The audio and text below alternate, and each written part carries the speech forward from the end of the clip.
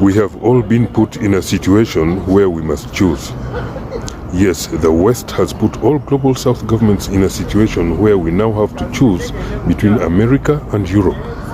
This comes after America published its national security doctrine, where they publicly stated exactly what the whole world has been seeing happening behind Trump's back as his administration attempted to end conflict in Ukraine. Basically, America has declared that Europe is an impediment to world peace.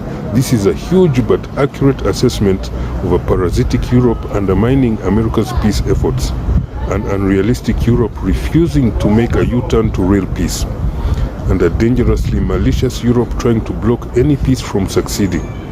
Every single government around the world must now take a sober decision to determine who their own individual foreign policy aligns with on this Ukraine issue. So it's either you stand behind Trump's peace for all the victims of the conflict, or you stand with Europe's desire for more death and human suffering paid with the lives of the victims. That's the simple choice. Personally, I call on all the leaders of the global South to support the Trump effort. Tomorrow we can get back to all the other issues we have with him, like the tariff wars, fake white genocide in South Africa, US state sponsoring of terrorism across Africa, or him building his holiday Riviera in Gaza without the democratic consent of the Palestinian people.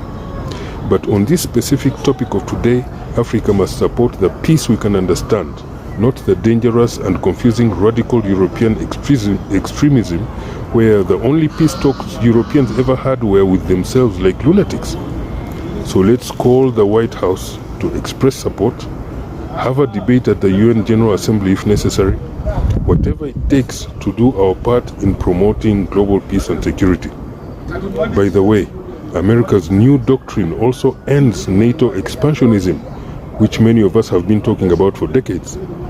Therefore, between the path taken by Europe and that being taken by America, it is clear that we should completely avoid supporting the dangerous path by the confused, Putin-obsessed radical extremism infestation in the EU. Thank you.